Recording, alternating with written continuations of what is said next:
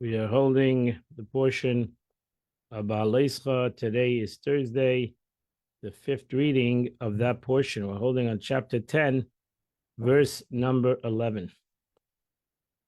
It was in the second year, in the second month, in the 20th day of the month of Ir. The Anon lifted itself up from the top of the tent. Aedus of testimony. She says, hence you say that they spent 12 months minus 10 days at Mount Sinai at Chedev. From the first day of the month of Sivan, they encamped there, they received the Torah, and 12 months later they traveled, and then they traveled until the 20th of Ir the following year. So they were at Mount Sinai 12 months minus 10 days. Yisrael and the Jewish people traveled to their journeys. Midbar Sinai from the desert of Sinai, and the cloud settled in the desert of Paran. Rashi says, in accordance to their regulations set up, the traveling from their banners in which they should first, and which should be last. Midbar Paran. This is the Kirva Tataiva. This was later called Kirva Tataida, and it was in the desert of Paran. And that was where they encamped after this journey in Paran, which you'll soon see the story which continues. First of all, how they journeyed. Verse 13, they first journeyed up Yashem, the mouth of God, Biad Moshe, in the hand of Moshe. The first one to journey was the tribe of Yehuda. But Shana, the Tzivaisam to their legions. Val Tzivai Nachshon ben Amnadav, until legion was Nachshon ben Amnadav. Val Tzivav together with Yehuda was Mati Yisachar, and the leader was Nasana ben Sur. Val Tzivav, together with them was Zevulun Eliyahu ben Chelon. And when they started to travel, I heard it on Mishkan. The Levium then took apart the Mishkan. V'nosu b'nei Gershon b'nei Merari Nesa Mishkan. And the sons of Gershon set out, and the sons of Merari set out who carried the tabernacle. So Rashi says, once the banner of Yehuda was set out, Aaron and his sons went in, took down the pareches, and covered the Aron with it, as it says. And when the camp is about to travel, Aaron and his sons shall come. The sons of Gershon and the son of Merari dismantled the tabernacle, loaded on wagons. The ark and the holy utensils in which to carry the sons of Kahas stood covered and were placed on poles until the banner of the camp of Rum is sent out, as it says in the following verses. When also Dega Machna Reuven, then Reuven would start to travel. Tzavaisim to the legions. Baal Tzavai on the commander of his legion was Elitzur ben Shder. Baal Tzavai together with him was the legion of Mate b'nei Shimon, the tribe of Shimon, and Shelumiel ben Tzuri Shaddai. Baal Tzavai together with them was Mate b'nei Gad, together with them was the tribe of Gad. And the leader of God was Eliyasav ben Duel.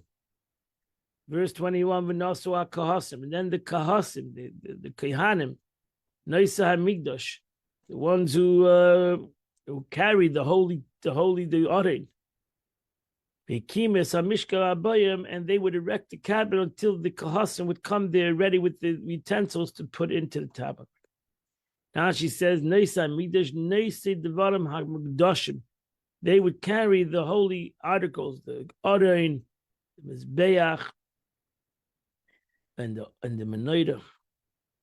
Now she says, Vikimas Amikda, Mishkan, the sons of Gershon, the sons of Merari, who preceded them, the Qasim, by the departure of the two banners, their own and Ruvain erected the tabernacle as soon as the cloud settled. Signal for camping had been seen in the camp of Yehuda. And when they encamped, the sons of Kas are still traveling behind them, with the two banners of Ephraim and Dan. The sons of Gershon and Merari, they were traveling with Reuven. So they got there first. they brought they stood, they built the Mishkan, and they brought the ark and the table and the cabinet and the altars. This was the meaning of the verse. Those who erected the tabernacle erected ad until the Kahasim arrived. So by the time Kahas came to settle, the Mishkan was put together already so that the Aron should be able to go into it. But Nasul Degel Machne Ephraim, and then the banner of the camp of Ephraim shall travel. The Tzavaisim to their legion. Valtzava Elishama ben Amihud, the leader of Ephraim was Elishama, the son of Amihud. Valtzava Mati ben Menashe, together with them with the tribe of Menashe. Gamaliel ben Pedotzur. Valtzava Mati ben Yamin, together with them was the tribe of Benjamin. Avidam ben Gedani. Then Nasa Degel Machne Don. And then the last to travel was the Degel, the banner, the flag of the tribe of Dan. Ma'asiv l'chol machnes. He was the collector of all the machnes, all the camps. L'tzavaisam to their journey. Ba'al tzava, the leader was Achiezer ben Amishadai. One means Ma'asiv, the collector. Shalman Talmud states because the tribe of Dan was numerous, they traveled last. And if anyone lost anything, they would have lost and found of the Jewish nation. So if anybody lost anything, they forgot something.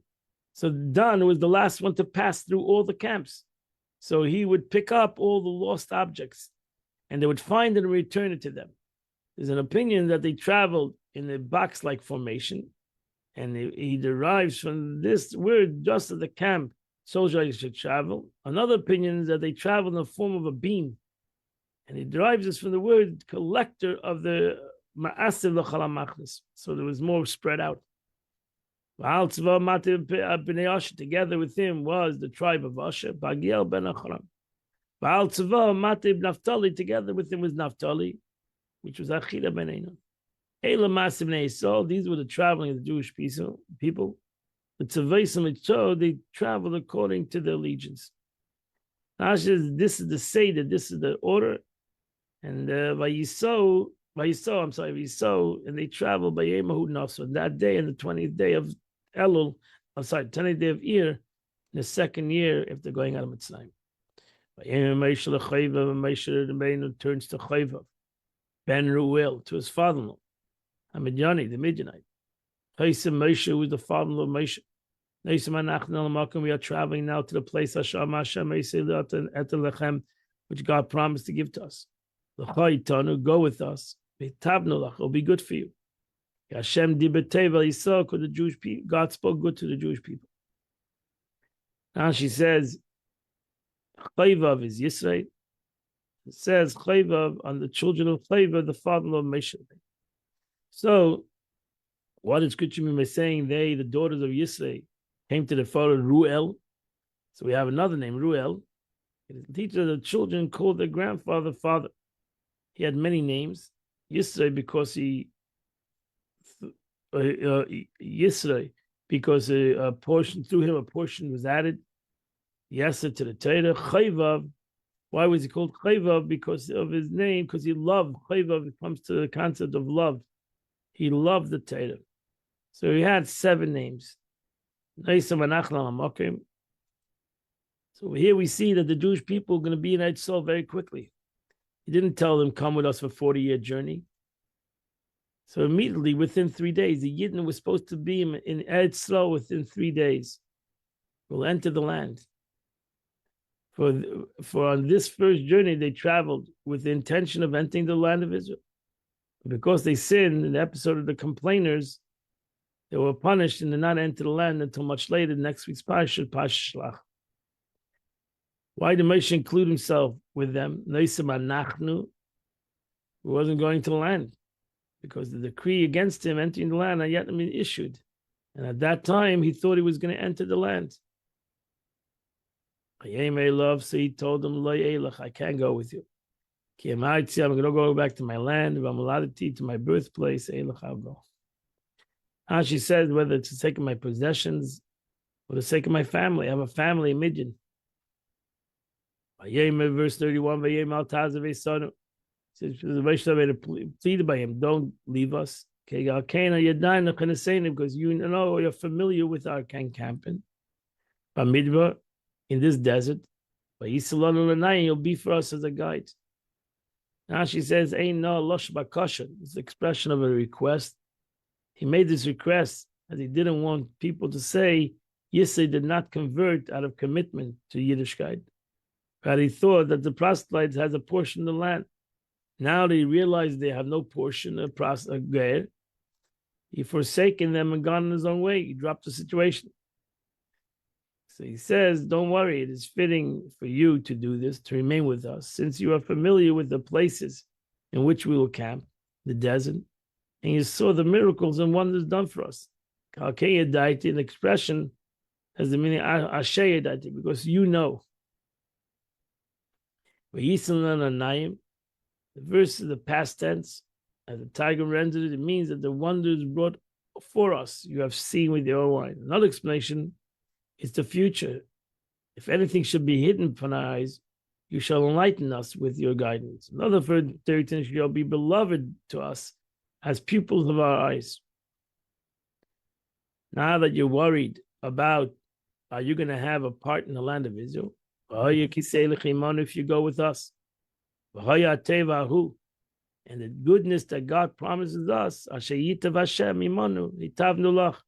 whatever the Eibishter promised us, will give to you also. So Rashi says, what is the good that actually bestow upon us? They said when Israel appropriated the land, there was fertile area in Jericho, measuring 500 by 500 cubits, and they refrained from allocating it. Said, this one who wanted to portion the temple we built shall take it. Meanwhile, they gave it to the descendants of Yisrael. So Moshe Rabbeinu promised yesterday that he's going to have a part in the land to his grandson. So it was Yonah ben Recha. And it says the son of Cani, Moses' father-in-law, went to the city of dates, namely Jericho.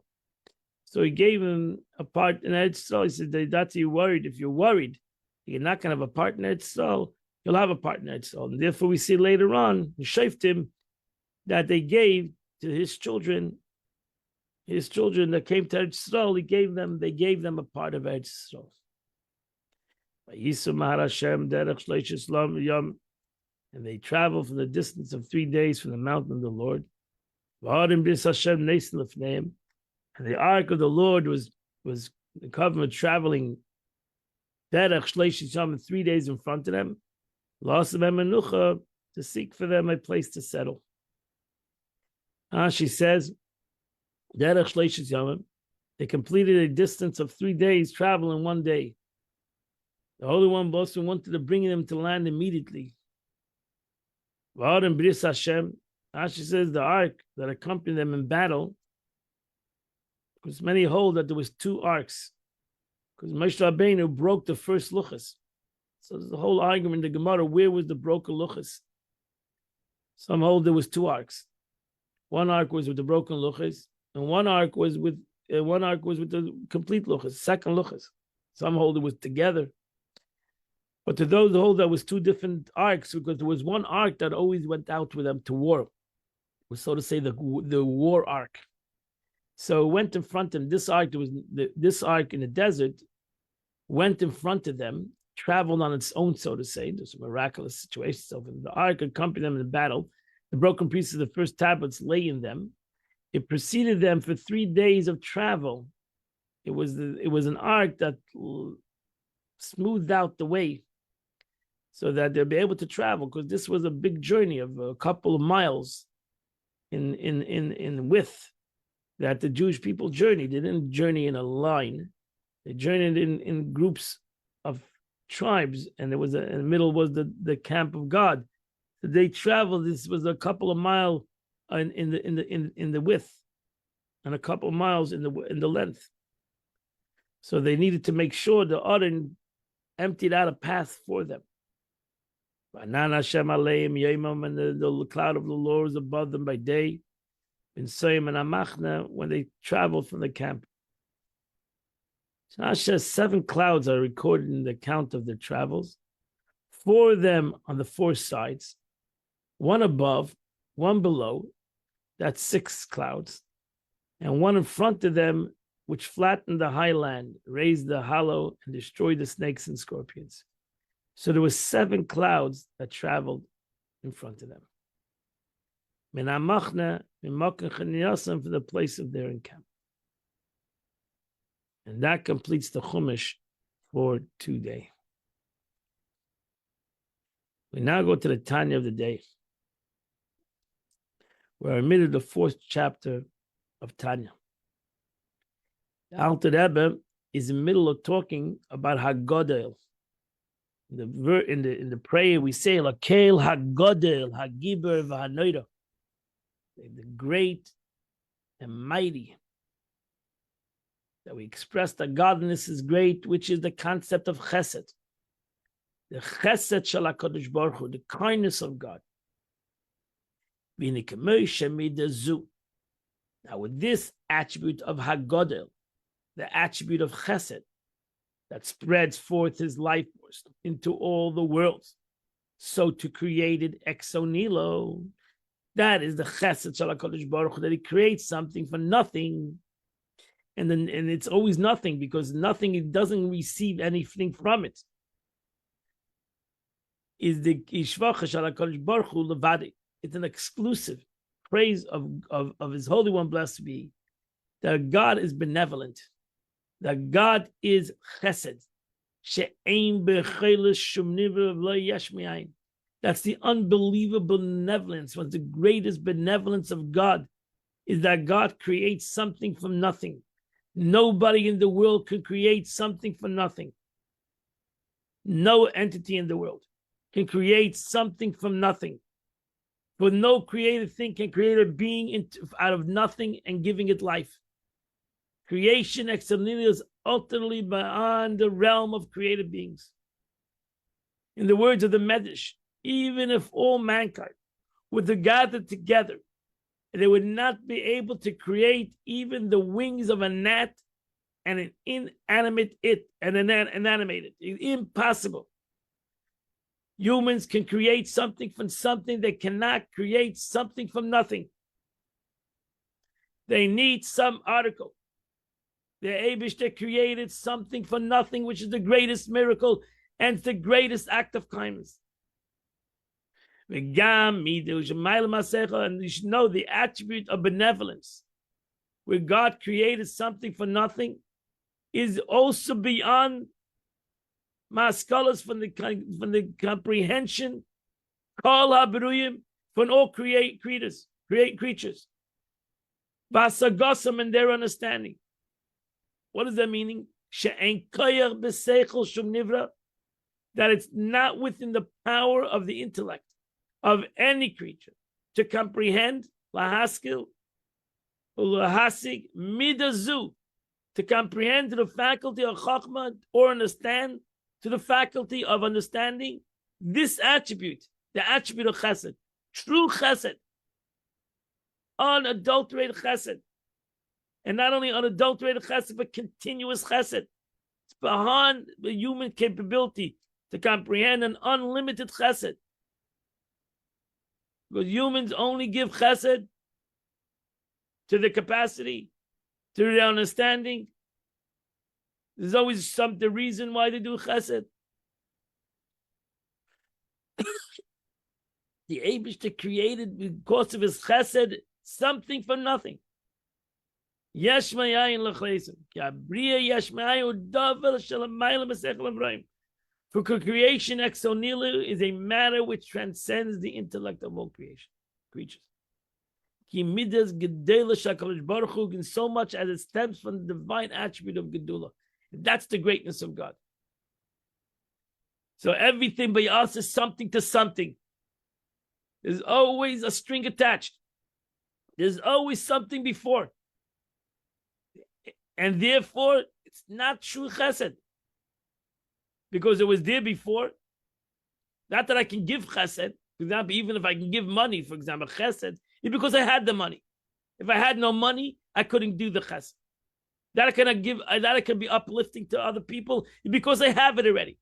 The Eibishter gave me this kind of a character to be able to be uplifted. That is all given to me. The Eibishter's chesed has no reason. The Eibishter's chesed comes from nothing to something.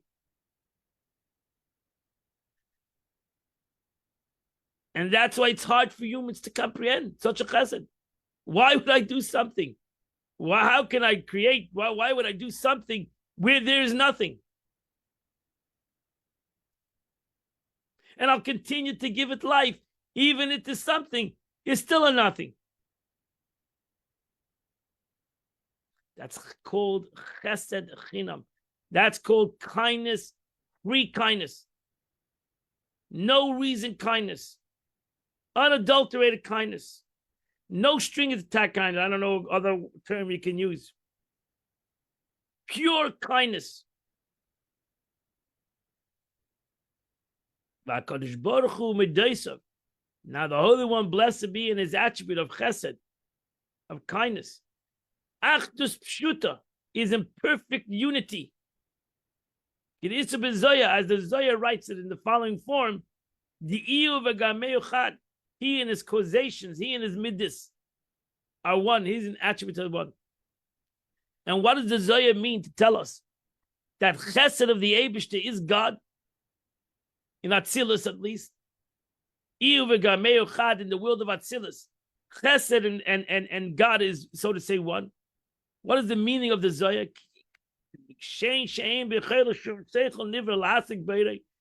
The meaning is just like it's impossible for us to comprehend our Creator.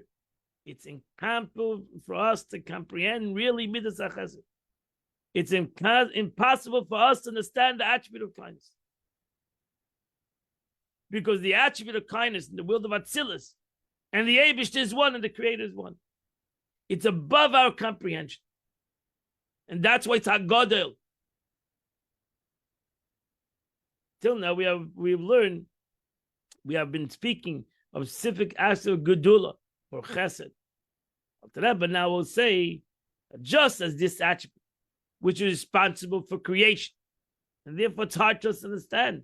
Why did God create it? And that's why, what do we say? Why did God create the world? Because of his chesed. Why did he create? I don't know why. He created because he had chesed. And when you understand, if you can comprehend a little glimpse of the word chesed, then you'll understand that chesed has no reason. Chesed is a beyond reason. The Alter Rebbe will now go to the attribute responsible for creation. Is unfathomable. So too with regard to the attribute of Gevura. So now you go to the next Hakel HaGodel HaGiber, which Gevura might is also in Atzilus, Chesed and Gevura. Function of this attribute is to conceal from the created beings the activating force within them, enabling them to exist as a tangible entity instead of being nullified within their source, which is unbelievable chesed, which is an unbelievable kindness to creation. So the Eibush again did the concept of chesed through Gevura, that he wanted that humans should have their own identity. Why? Because that's chesed. The Eibush wanted that we should feel each our own identity. If not, we'll be bottled. We wouldn't be who we are. So what makes us who we are? Because the Eibush said, the Eibush had chesed. He contracted himself. Not he contracted himself from himself. He contracted himself from us. From creation. So that creation should be able to feel itself. And the Alter Rebbe's words, now thus it's impossible for the mind of any creature to apprehend the attribute of Gedula, which is creating the world from nothing into something and giving it life, as is written. Olam chesed yibana. The world was built by created through the attribute of kindness. Because in essence, why does it say that? It wants to tell you that if you stop trying to figure out why God created the world, because that's chesed. You won't understand why God took something from nothing to something because that's his chesed. It's hard to even come. Why would an entity create a world for which gives him nothing? Because that's true chesed. That is true attribute of chesed. That it does something for the attribute itself, for chesed. So the truth is, just like we can't really understand chesed shel HaKadosh Baruch Hu, so true, we can't understand really gevurah shel HaKadosh Baruch Hu. Kach ma'ar ein yechol lahasig midas gevurah shel HaKadosh Baruch Hu. So too, it's impossible for us to apprehend the divine attribute of gevurah, which is restraint, which is the faculty of tzimtzum, condensement and contraction. And that's why we make some even great sages made mistakes in this concept, because it's hard to comprehend this concept.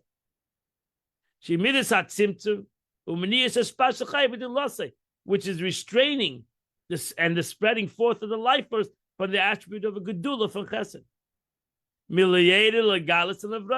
So that preventing it from descending upon and manifesting itself in creatures and providing them with life and existing in a revealed manner.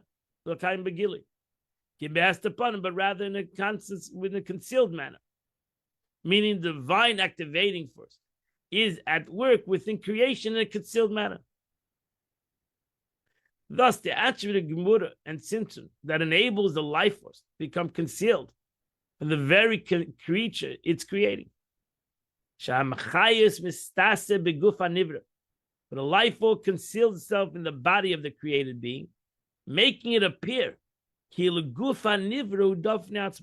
the body of the created being is independent existence. And it makes it appear as though the created being was not merely an extension of life force and spirituality that creates it, just like the diffusion of the radiance of the light from the sun, but in an independent existence entity. It's mamish looks like a total different reality. We all can understand that the ray of the sun comes from the sun, but a human being can think that he's totally separate from God. As the verse says, "Hashemayim shemayim l'Hashem, v'aretz nasal l'Adam." The heavens was for God, and the earth was given to man. It's all about man.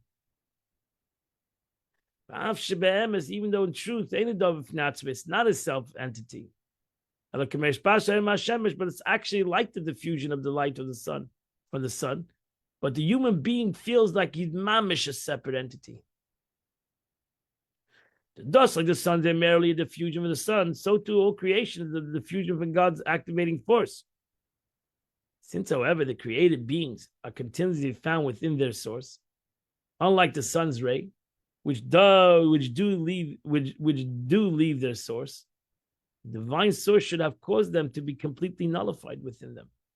Just as the light of the sun, in its state of complete diffusion, the nullification when it's found within the sun. That's why you say Akel HaGodel HaGiber. Now you understand why it's truly mighty. Because the Eibishter is found there in the world. It's found in the Guf Gashmi. It's found in the physical. The Eibishter is in the physical. And nevertheless, the physical feels its own identity. That's an unbelievable concept of Gevurah.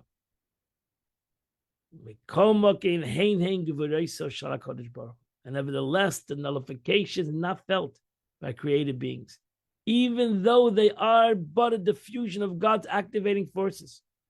For the capacity of self-concealment is precisely the restraining power of the Holy One, blessed be He, who is omnipotent. He's all-powerful. So that's the two attributes, two things that, right? God's all benevolent, chesed, and God's all-powerful, omnipotent. That He has the capability to contract Himself.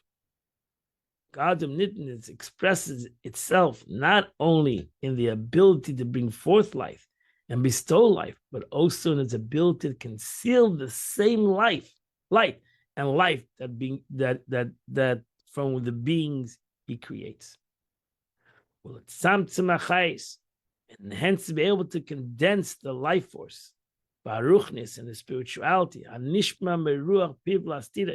which issues from the breath of his mouth, and to conceal it. Why do you do this all? He did all this under the body, the physical entity of creation, shall not become nullified out of its existence. And hence, notwithstanding the fact that the created being is but a diffusion of the ray of its source, more than the sun, the ray of the sun, because the ray of the sun is, we realize the sun is only gives its ray over here. The sun is right here. God is right here.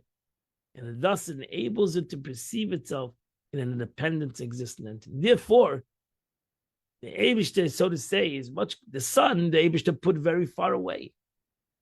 Baruch Hashem, he put extremely distance away, so that we would only feel the ray.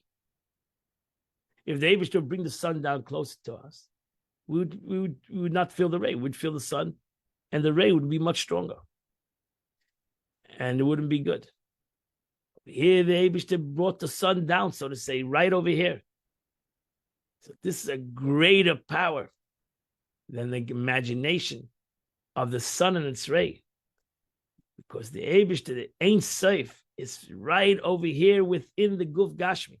In any physical particle is the Ein Sof, is the infinite light of God, and as it's in this physical thing, at the same moment, it's contracted, and that is unbelievable. That is incomprehensible. How can you take an infinite light and contract it? It doesn't make sense. It cannot be understood in your physical mind, because your physical mind cannot handle. How can you take an infinite aspect and bring it into a finite thing? It doesn't fit. It's a paradox. It's a contradiction. It doesn't fit in a scientific mind. And that's why the only one who can do it is Akel HaGadol HaGiber V'Nayir. The only one who can do it is God.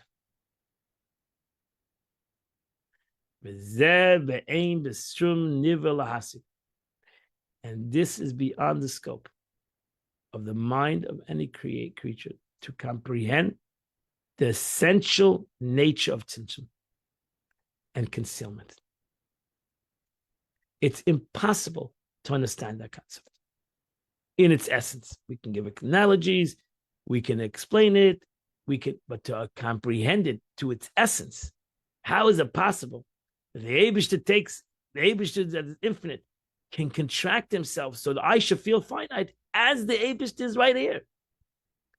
That I cannot comprehend, because I can't put these two opposites together in a rational mind.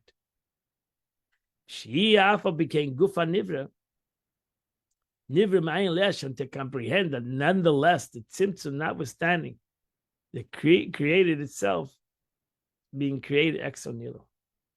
However, since creation is an act of revelation rather than concealment, creation ex nihilo should surely consist of the revelation of the divine force within the created being. How then does both these things manifest themselves at the same time? On one hand, revelation of divine life force. On the other hand, condensation and concealment of this life force. So the created being be unaware of it and consider himself independent existent entities and not truly nullified to their source. Indeed, the paradox of Tzimtzum defies comprehension of mere created beings.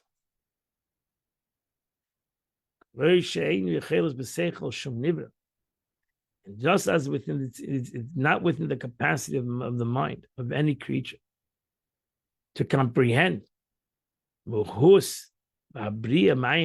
essential nature of creation being out of nothing, since the capacity of Tzimtzum emanates from the divine attribute of Gevura, one might erroneously infer that the actual serves to create an independent existing entity. That's why, again, some people said that maybe Tzimtzum means that there's a taka new entity. that the Abish to separate himself from the world. The only way you can have a physical world is when God separates himself. That's the way even Jewish philosophers believed. That the Abish to separate himself from the world. Because how is it possible for God to be one with the world and the world unnullified? It doesn't make sense. So therefore they felt that Tzimtzum is Kipshute, that the Abish should contract himself. And that's it. And the world has its own new reality. Chas v'shalom, the Alter Rebbe didn't believe in that. And the Alter Rebbe fought against it, that philosophy. And ultimately everybody agreed with that it was a mistake in that philosophy. That it's a Hepech HaTorah to say that. Because they wanted to try to rationalize the Torah. It was very difficult to have, you have to have a munah in this concept. You have to have faith in this concept.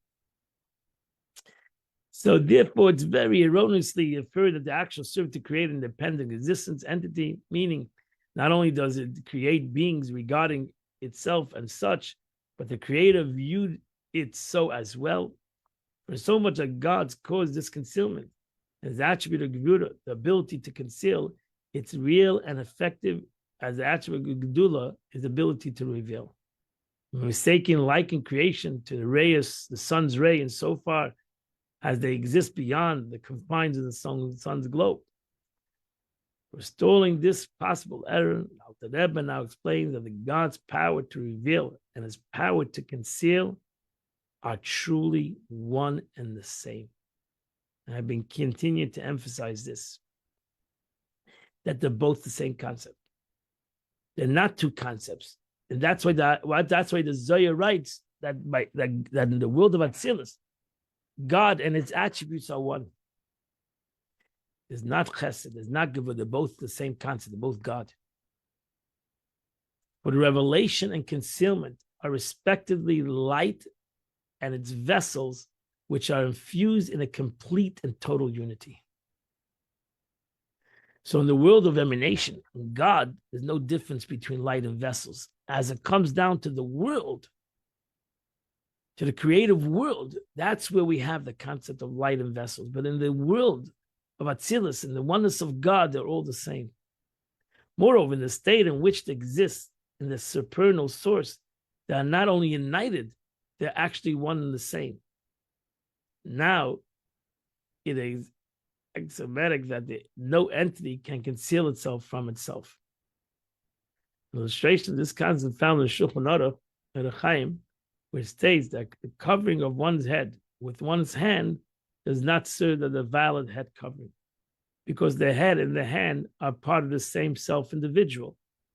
The hand cannot be set to conceal that which is the head it reveals. So I can't cover my head with, that's why we wear a yarmulke. I can't take my hand and cover my head, because my hand is my head. Same is true here. Since the power to reveal and the power to conceal are essentially one and the same power, which is the manifestation of godliness, limitless ability, it's impossible for Tzimtzum to bring about a real concealment that will be so regarded when viewed from the divine perspective. Tzimtzum only enables created beings to perceive themselves as independently existent entities. God does not view them this way at all. So when it comes to God, nothing hidden from God. God cannot hide from himself. God can hide from somebody, for the other person not to see him. But not that he can hide from himself. So the Eibish's chesed and the Eibish's gevura is all the same thing. They're one entity. So the concealment and the revelation to God is both the same concept as God. To the human being, ultimately, we have a Kel Hagodel Hagiber. Ultimately, to us, there's a concept of chesed, and there's a concept of gevura. There's a concept of revelation, and there's a concept. It's very hard for us to put the two things together, how you have revealment, the revelation at the same time. Just like my hand cannot conceal my head. I need something else that conceals my head. My hand is part of my head, part of my body. And therefore, al pi halacha, cannot conceal the head, cover the head. So because I comprehend that I'm one body. So therefore, I need a yarmulke. I need something else to conceal my head, cover my head. So there's two things. There's my head and the yarmulke. So it's not the same thing. So again, we try to say the same thing by God. The kela giber that the Eibush concealed, he created something else. But the Eibush didn't create something else within himself. It's all himself. Concept of revelation and concealment within himself is himself. It's only by us that it looks like a yarmulke. It looks like a concealment which is two different entities. But the truth is, and the reason he did that, why do you want to create two different entities? So we should feel our own identity. We should feel our own independence.